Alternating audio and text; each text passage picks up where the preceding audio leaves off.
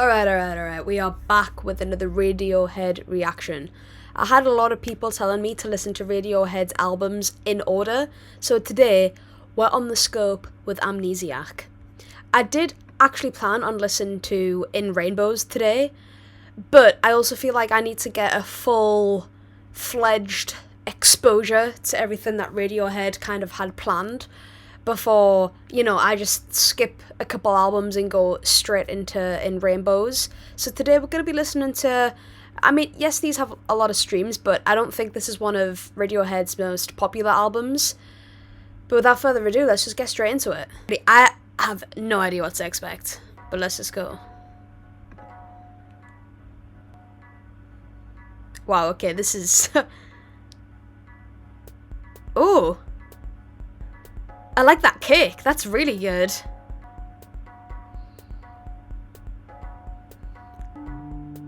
Wow. Okay, coming in with some really heavy synths here.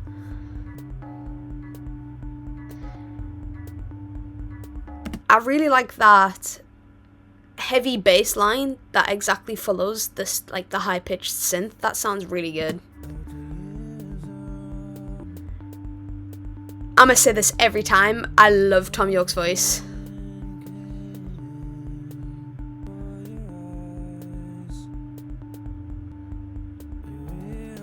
Oh! Okay. Oh, that's a guitar?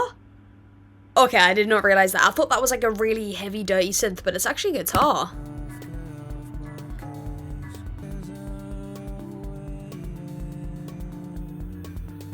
Wow. Oh. Oh, that snare was had so much reverb on it. Wow. That feels like it's almost oscillating between my ears.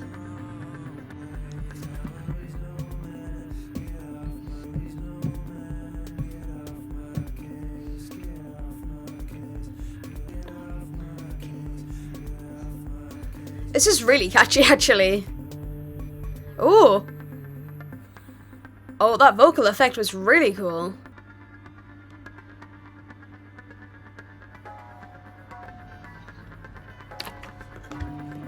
Oh, those guitars. Oh, that sounds good. I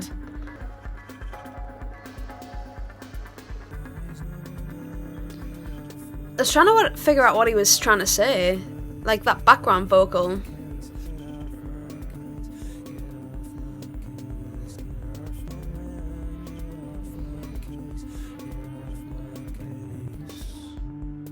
Wow. Okay.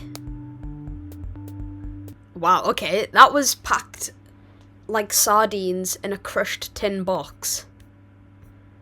I don't even know what to make of that. That was really interesting. It was actually quite catchy, and I loved how dirty and heavy those synths were. To me, the perspective of this song, he just kind of repeats the same things after years of waiting.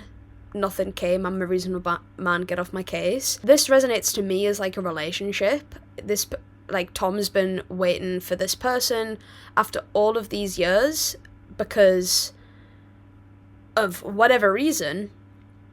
And this other person finally sees that he's actually a reasonable man and kind of just like, yeah, I don't even know, packed like sardines in a crushed tin box. To me, that kind of feels like you feel like you're stuck in somewhere where you almost either feel like you don't belong or you just kind of feel like you're another, literally like a fish in the ocean, like you're just another person there. Yeah, after having a look at the annotations here, there's not really a lot of explanation behind the song, but it's kind of along the lines of what I said, realizing that you're not a bad person at heart, even though society would make you out to be one.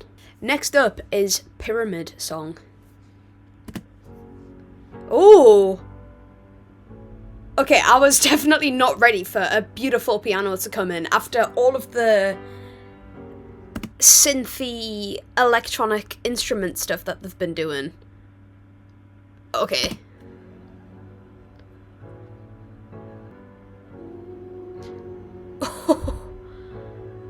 Wow. Oh, that's so beautiful.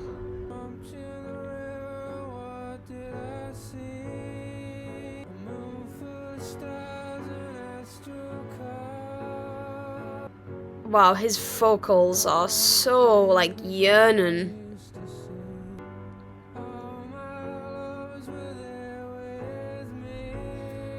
The piano feels sort of off-kilter, as though it's sort of offbeat at a certain point, but it sounds really good against Tom's vocals.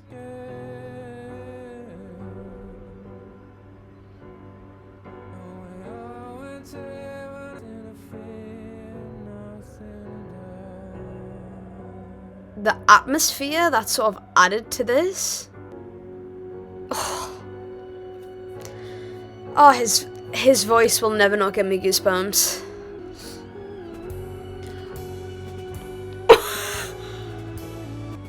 Oh!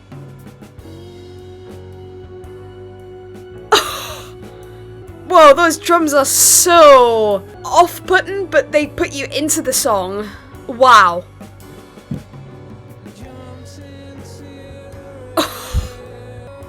Oh wow, those drums sound so good against that piano.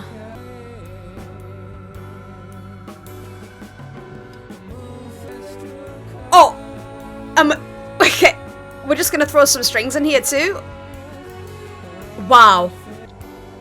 Oh man, those drums. And he's harmonizing.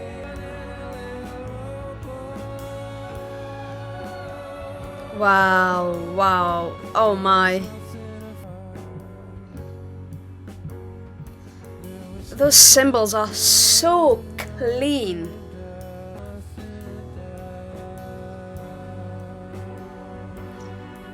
Oh, and then we're bringing them strings back. Wow. It's like building up, building up. Oh my. I have goosebumps.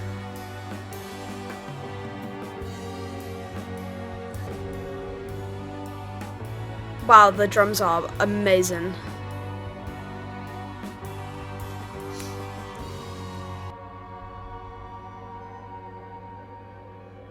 And then ending it off with that ambience. Okay, it goes into the next song. Oh, wow. That was beautiful. I didn't know what to expect at the start.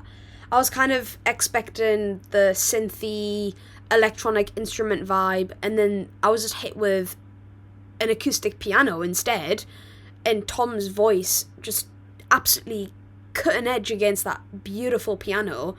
And then when the drums kicked in, wow, wow, wow. Yeah, that was great. I don't know what it is about Radiohead when they do the drums. There's just something about it to me that's so addicting, the way that they, like, the drum beat is. And then the strings come in, and yeah, wow. The layering to this song was absolute perfection. There was no better way that they could have done this. I've said this time and time again, but Radiohead have this way of being able to layer up a song, sort of cascade it up, and then just instantly pull it right back, from it being bare bones to your earphones being full to then bringing it right back again to just complete bare bones. And I don't know how they do it, but it works so perfectly, and they do it so effortlessly.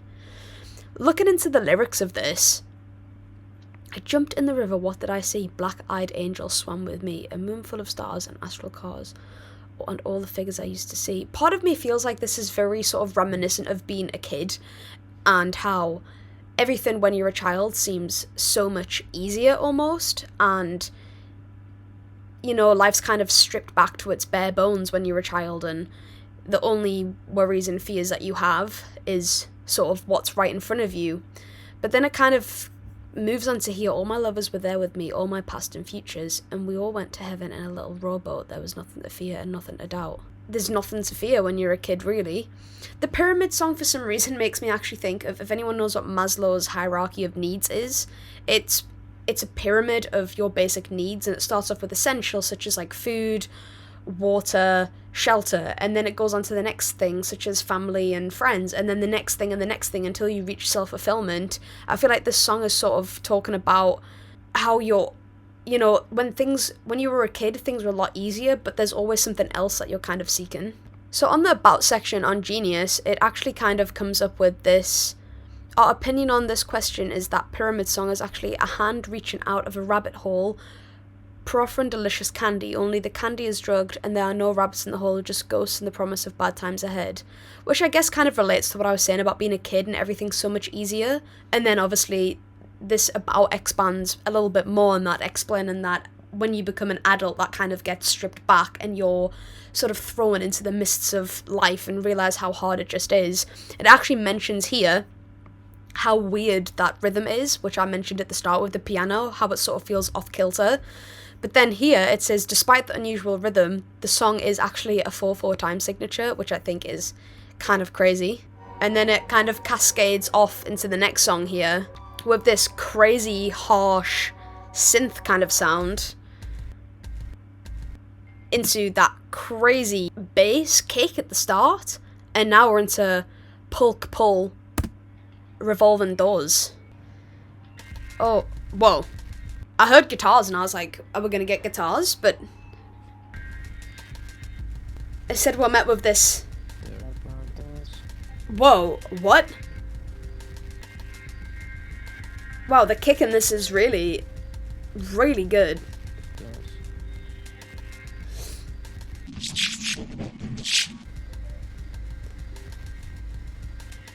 Wow. This is, like, just crazy in my ears right now. I just want to close my eyes. Oh, I love when it does that when it's like the do-do-do, do-do-do, do-do-do. It sort of repeats the kick instead of just follows it normally.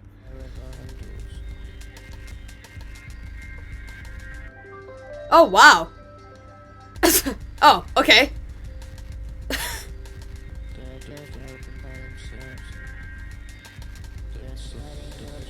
Oh, wow. The vocal effects on this are really, really cool. That bass is... I don't even know how to explain this, but that bass is so subtle, yet not subtle at all. I don't know how to explain that. Are we... Wow. But the British accent coming out strong here.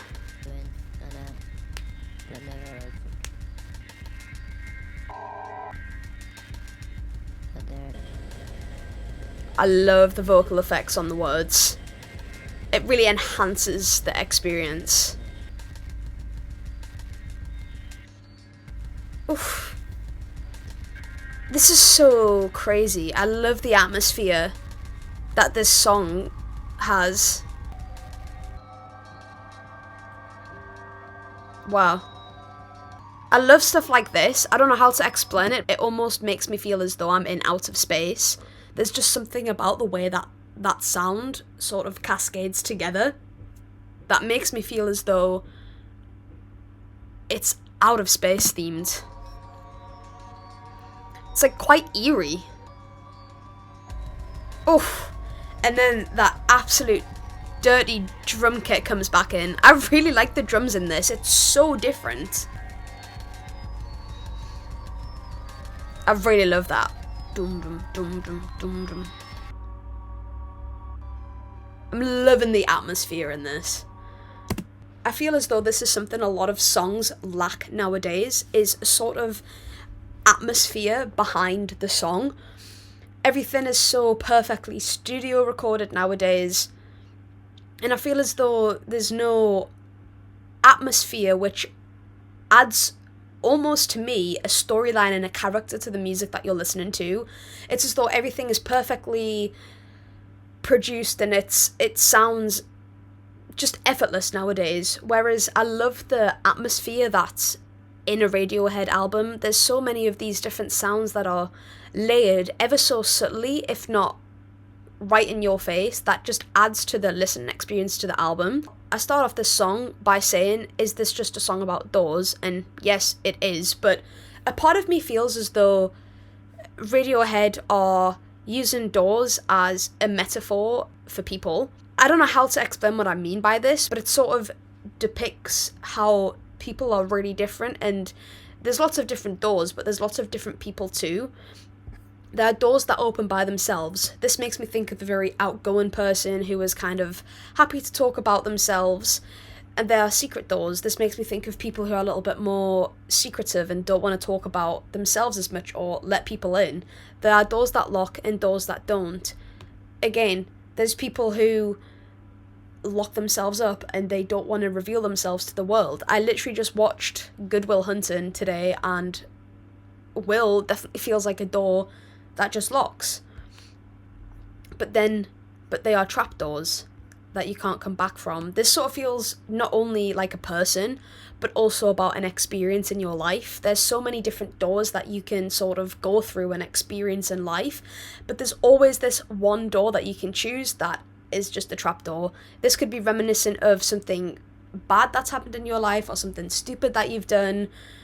That's the trapdoor that you can't come back from. The about here says that they're probably going on about choices in life, whether important or not, and each lyric, the adjective describes the choice. Yeah, that's kind of what I was saying. Okay, that's pretty damn cool. Next up, we have got You and Whose Army.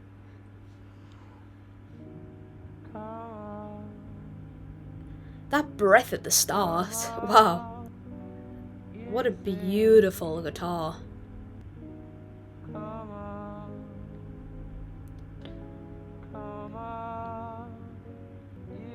Wow.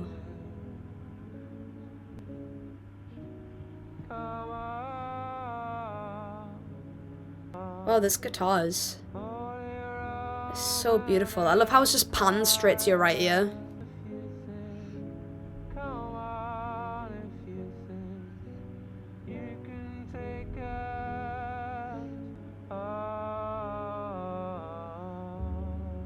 Ooh. Oh wow, that's like an upright bass. At least that's what it sounds like. Oh, what a nice vocal effect. Oh wow, we've got another guitar here now. It's crazy how beautiful a song can sound with just... Oh. No, wait, sorry.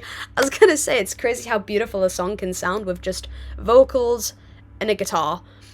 And then, hold up, sorry, I wasn't ready for that. Then these amazing drums just come in.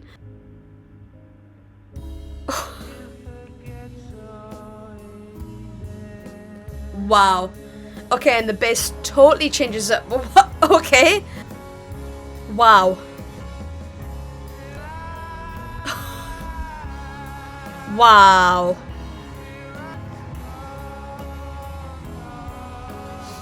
Wow, there's so much going on now. Oh my god. The drums! Oh, those drums are so good. Wow, everything just fits so well together in this song. Oh wow, those harmonies? Oh.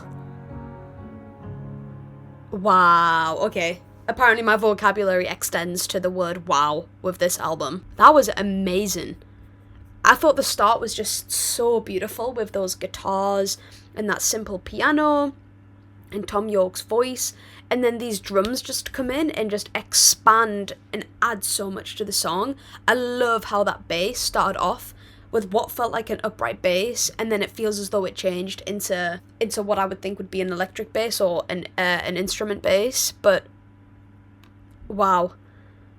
Yeah, and then they just added so many layers to that. That was crazy. For some reason, this song makes me think of... I don't know if anyone learns about this in other countries, but in England, I'm sure there was this... It was like a horse rider, and it was called the Highwayman. this is what this reminds me of for some reason, because I'm sure the Highwayman, he used to be, was it a pirate that he used to be? And he's known for riding horses, but then people would see him as a ghost. So for some reason, that's what this song reminds me of. Wow, okay, I'm really far off. I really didn't know what that song was about, other than that was what I thought.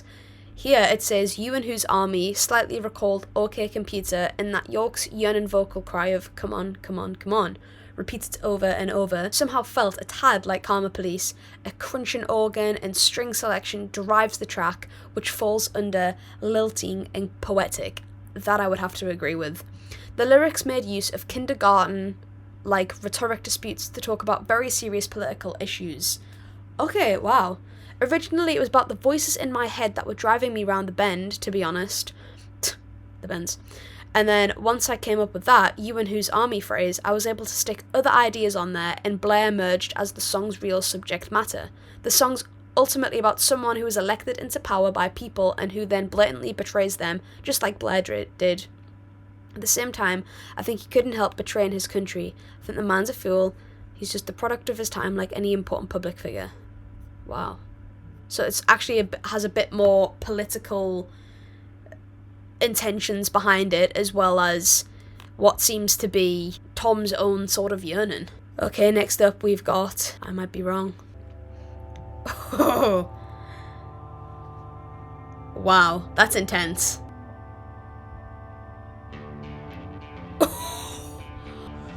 Oh my god. Oh. Wow. That guitar's... wow.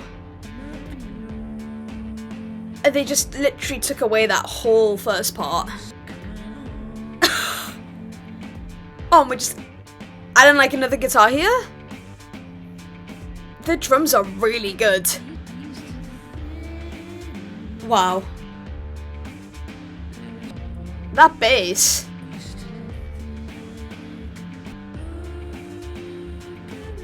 This is, yeah, this is really good. Oh, that bass! I was not expecting it to just do that.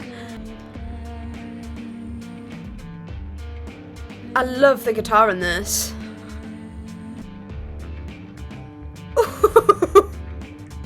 That bass is funky.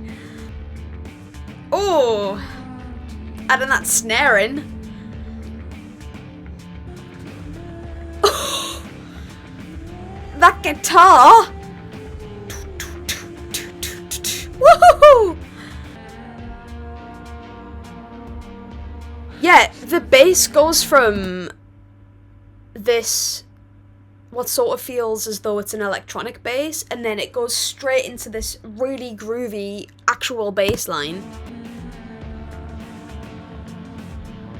I love the guitar that's like... wow, that's so good. Oh, we've got this... is this a synth? Is he saying crawling back here? It sounds like he is. It just gets even more intense and heavy in your ears. I say, and then it just strips it all back.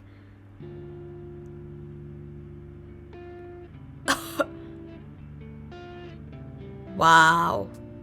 Ooh. I'm conflicted because this guitar feels very like somber. But then you've got this really punchy hi-hat. Tom's voice, man. There's so much yearning in that. Wow. This song, to me, looking at the lyrics, makes me think of escaping life as it is. Sort of not wanting to either acknowledge your own life or sort of thinking that your own life is something that it isn't. In the sense of the words, "I could have sworn a light coming on, there was no future left at all, I used to think." It makes me think of, again, sort of being an innocent child and realising when you grow up that the world is, you know, you kind of take the rose-coloured glasses off as you grow up and you kind of see the world as it really is. And I feel like sometimes in your life, you can think that there's just sometimes nothing left for you. You just don't understand the path that you're on and where you're supposed to go. And for me, the part I could have sworn I saw a light coming on makes me feel as though you're in the depths of this really dark, hard time, and, you know, suddenly there's a glimmer of hope that you kind of experience. Okay, reading off here, it says, the title, I might be wrong, may be taken from an infamous quote by Bertrand Russell, I would never die for my beliefs because I might be wrong. It perfectly fits into the next line, I used to think there was no future left at all. This apocalyptic view is also conveying a metaphoric view to our beliefs, as drops of water as they make us wet and they just vanish like they never existed. Tom half sings I used to think there was nothing left at all. It's a document of a complete crisis point, basically. The song really comes as much from what my long-term partner Rachel was saying to me like she does all the time. Be proud of what you've done. Don't look back and just carry on like nothing's happened. Just let the bad stuff go. Yeah, that's so true. Wow. Next up, we have got Knives Out. Okay, already starting off strong. Wow, this is a very different vibe.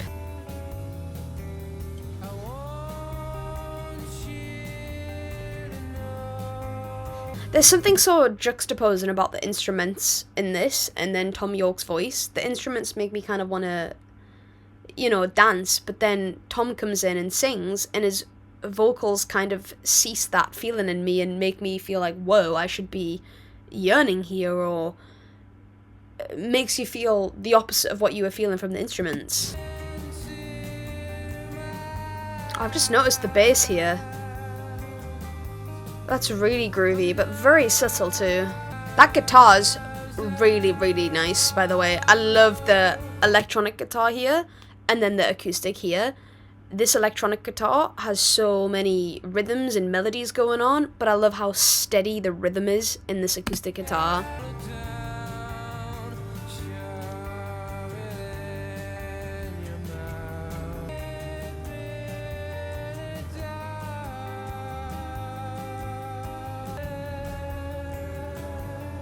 What a deep lyric.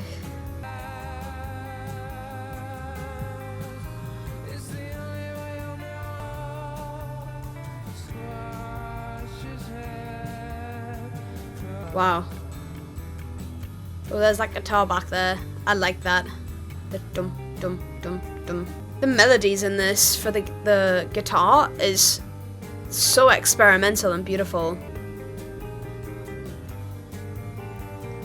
I love how repetitive, yet simultaneously very different that guitar is, because it has a repeating melody but then totally changes like here.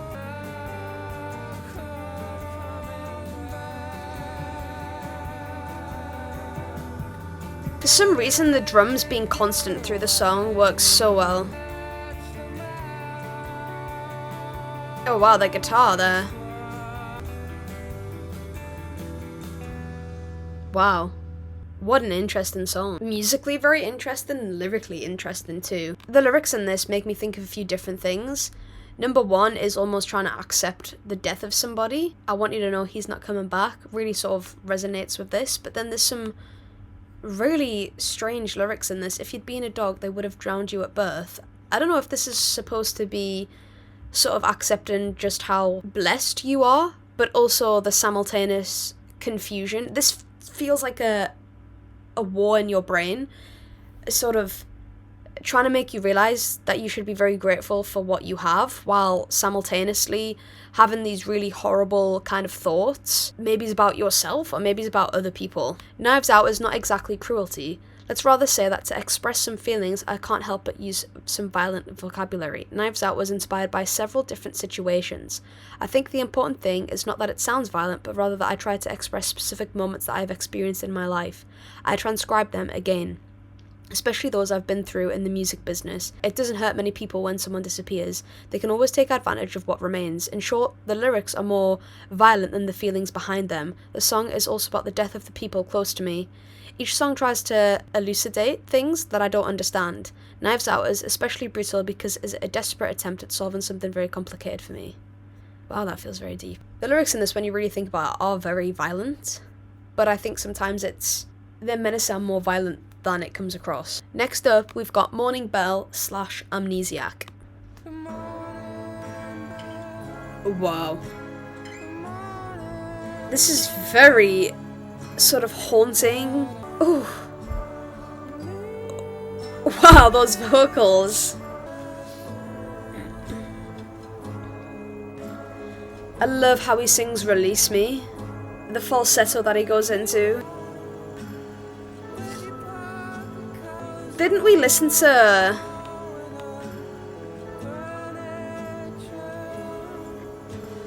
Yeah, Morning Bell. I thought these lyrics felt familiar. The instrumentation in this is... It's so...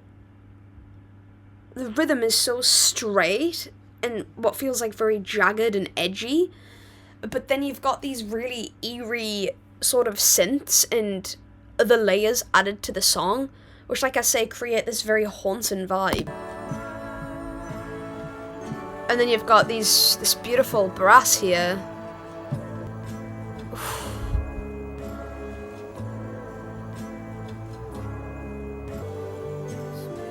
Oh wow, you've got a bass now. That's a nice bass.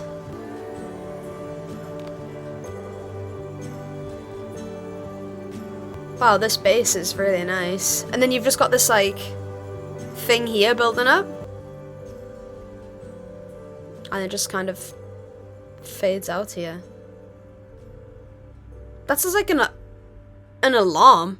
Morning Bell Amnesiac is a version of Morning Bell off their previous album. Which was, it sounds like it's about divorce, but Tom York didn't actually base it around that. I think he said it was something to do with... I'm sure it was something to do with inner conflict. I could be very wrong. Next up, we've got Dollars and Cents. I'm loving the drums in this. I want to say they feel very jazzy, but I don't want to choose the wrong genre to go with that.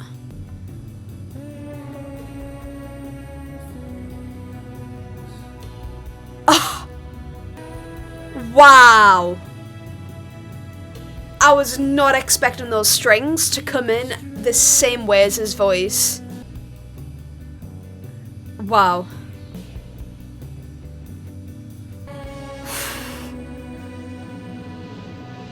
Wow. Ooh! Oh, that was naughty. Yeah, that's maybe what I'm looking for. It's like a blues kind of vibe. Jazzy blues vibe. I like how this lyric reminded me of that. I'm kind of blown away by this. I loved how the strings just came in exactly following the same melody as his vocals. That was so beautiful. I love this guitar here. It's just... It feels like the same rhythm over and over. Wow! That's so big. Wow, these drums are really, really good.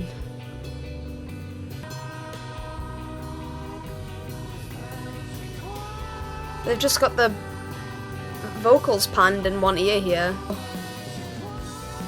That feels like the song just got so much heavier. Those drums. Okay. Just get rid of the guitars. This bass line is really groovy.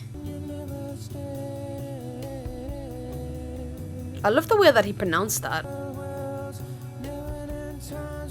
It almost sounds like he's saying different words with the vocal effect. I love the reverb on his vocals here. Oh wow.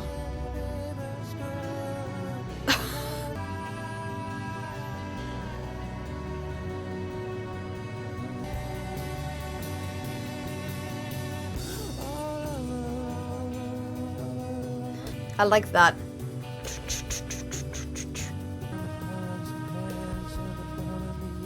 Oh wow. Wow, I love how his voice sounds here. I like how he says we're gonna crack your little souls. Wow, the reverb on this. This song towards the end very much felt politically driven, almost. It's though he's sort of saying, it feels as though it's to do with the world and how sort of corrupt the world is. And he's trying to say here, we are the dollars and cents and the pounds and pence and the mark and the yen. This sort of feels the government is trying to show you to be quiet because we are the ones who are in control of the money and you guys are the ones who need it. We're gonna crack your little souls if you're not careful. Yeah, this feels very, very politically driven to me. Dollars and Cents, whose lyrical content is strikingly similar to the anti-government, anti-corporate themes expressed in their 1997 classic OK Computer. Tom York, who states the song that his lyrics were gibberish. Yeah, that's what I said. I felt like some of the words toward... Was it like this part or something? I don't know. I said somewhere that he didn't feel like he was saying the words that he actually was. Wow, what an interesting song. I really, really like that, actually. Next up, we've got Hunting Bears. Well, I'm not hunting bears. The song's called Hunting Bears. And we've just got this guitar. Wow.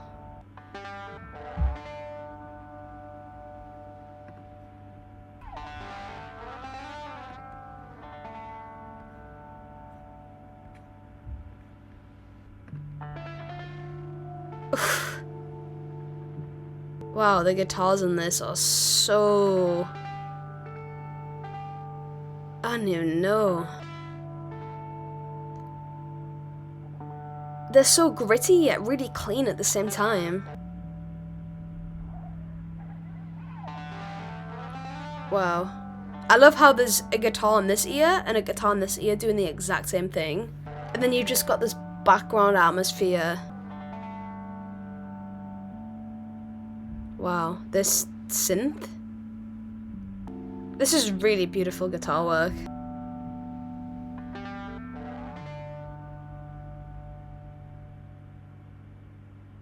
Wow, okay. That was Hunting Bears, just a grovelly, harsh guitar sound with this really, really intriguing background atmosphere. Hunting Bears is a 2-minute instrumental song, the third purely instrumental piece on Radiohead's catalogue after Tree Fingers and Meeting in the Aisle, and the only one focused on guitars. The slide guitars reminiscent of this guy here and Neil Young's Dead Man soundtrack. Instead of, as the band would usually do, using a short instrument piece as a segue, that's what they usually do, yeah. They use an instrumentation piece to segue from one song into the next. Hunting Bears links two songs completely dissimilar between Dollars and Cents and Like Spinning Plates. Considering that Hunting Bears was written during the Kid A sessions, the track may be related to the modified bear logo used when advertising that album, perhaps also a shout out to this guy, with whom Tom has worked. Although the song is instrumental, Radiohead's webpage once featured possible lyrics for bears, giant bears, they will eat me and you, run back to the house before they catch us. Wee hee hee, can't catch us, we're going on a bear hunt. Ah. Let's not forget how fascinated Radiohead was with these little bears during this time. The modified bears or test specimens are even considered the semi-official logo of the band. More about how they came is here. Wow.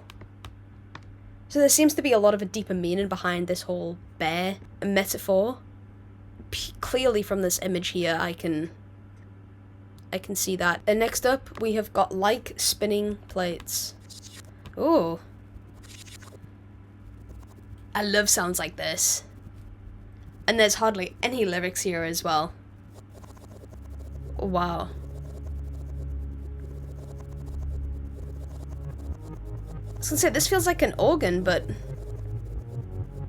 don't know if it's chopped up.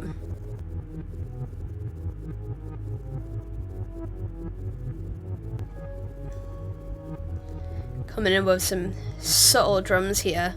If there's just like an epic drum part in this, I don't even know what I'm gonna do. I love that sort of oscillating effect. I feel like I have a pulse in my head from this. Oh wow, I'm building up into something different here, feels like.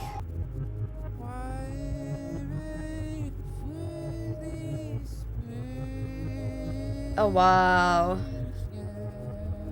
This vocal effect.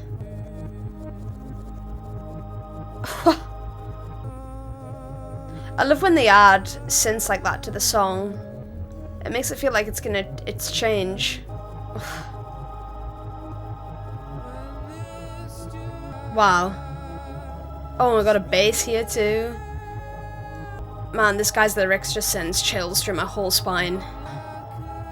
It just feels like everything's just getting louder and muting out his voice.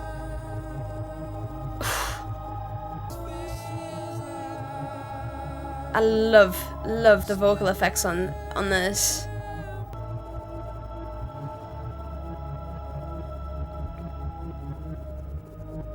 Wow. Yeah. That Swagway from...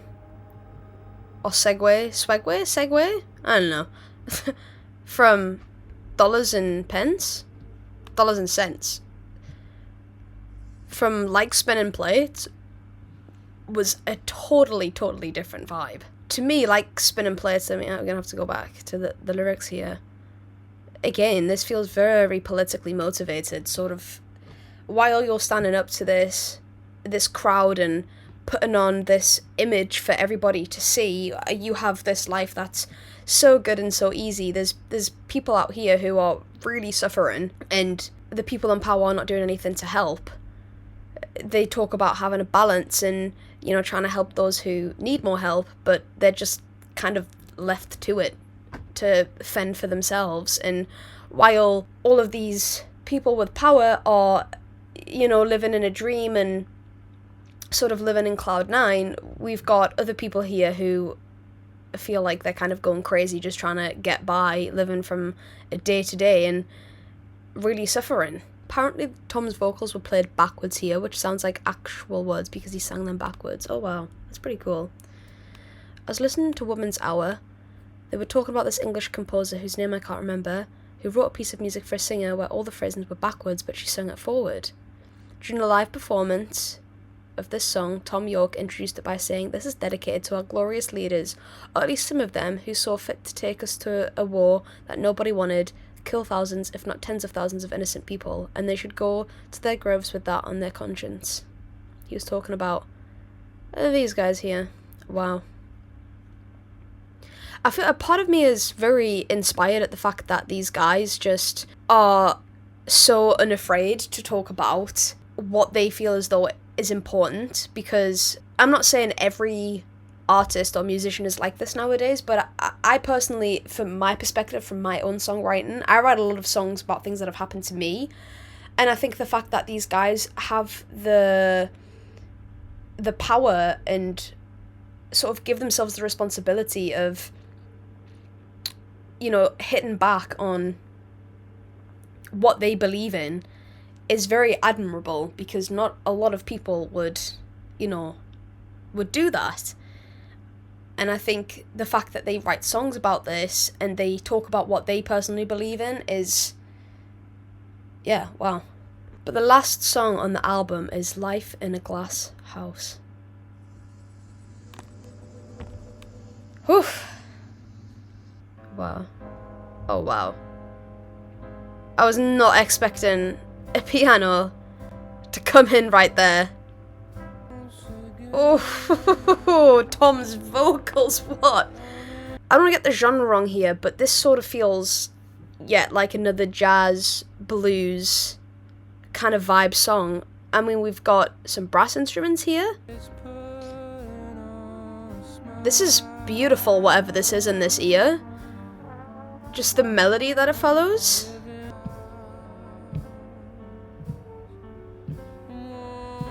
Those drums are so... boom, boom.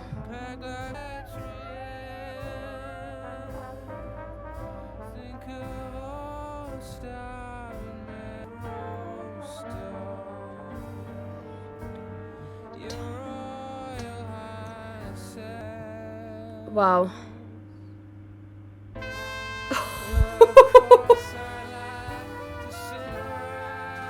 Wow.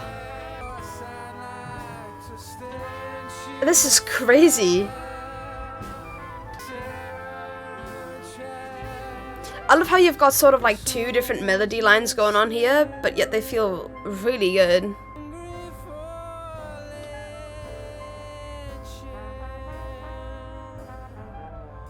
Wow.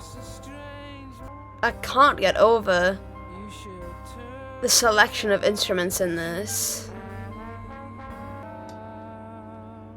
Wow.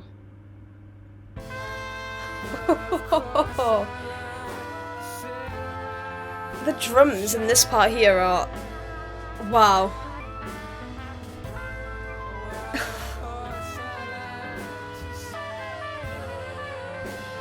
His voice is just... it carries so much power. What a way to end an album. That song made me quite literally speechless. I never know with brass instruments what the different names are. There's saxophone, trumpet, all that kind of stuff. And I just say brass because it helps generalize the instrument. I was not expecting that instrument selection. I mean, we have heard a couple of brass instruments within this album, I feel like. But for Radiohead, I feel as though quite unusual. I don't remember hearing other brass instruments in previous Radiohead albums. Again, this feels very politically motivated. I don't feel like I need to say much else because I'm not really sure how to expand on that. I'm not. So I'm just kind of interpreting what I'm reading, kind of. Okay, yeah, I was right about the whole jazz thing here. They got an English trumpeter, Humphrey Littleton, I want to say. That guy is... wow. Yeah, there's not much about this song.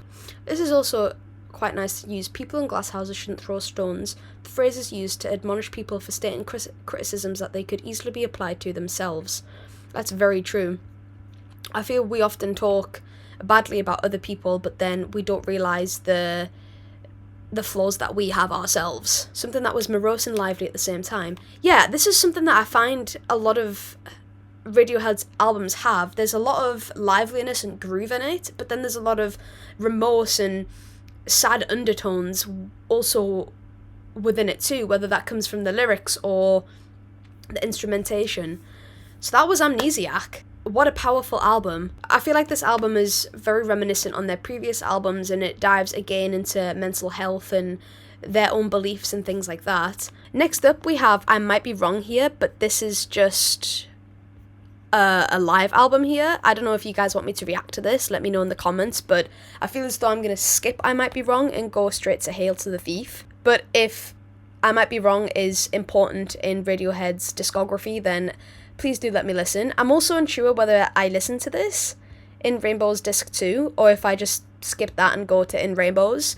I know people who have been helping and guiding me and who are massively into Radiohead will definitely help me in the comments, so please do let me know as to the following order for these next few albums. If I should skip I Might Be Wrong, and if I should skip In Rainbow's Disc 2, or if they're all kind of important for learning about Radiohead. Editing Amy here. I kind of realised as I was editing that I forgot to give a review of the album, like my rating, and I also forgot to talk about my favourite songs as well. So my favourite songs were Pyramid Song, You and Whose Army, I Might Be Wrong, and Dollars and Cents. Those were my 4 favourites from the album that I listened to again, that I really enjoyed from listening back to the album. I think from now on, I might actually do my final album review and rating during my editing process, because I'm the kind of person, after listening to an album once, I haven't taken it in enough to be able to give my full opinion of it. Whereas when I'm editing these videos, I actually have to listen to the whole album again, obviously, because, it has to be edited. And then I feel like when I'm listening to it again, I'm like, oh, okay, this song's really good. I have a general overview of the album. My rating is going to be a 7 out of 10. I think it's a really good album, but it's not my favorite Radiohead album that I've listened to. So far, the ones that I've reacted to on this channel, by far, OK Computer has been my favorite. And then also Pablo Honey and The Bends are my favorite albums from them too. But who knows? Within the next few album reaction listens, that could all change. So if you made it up to this point, comment.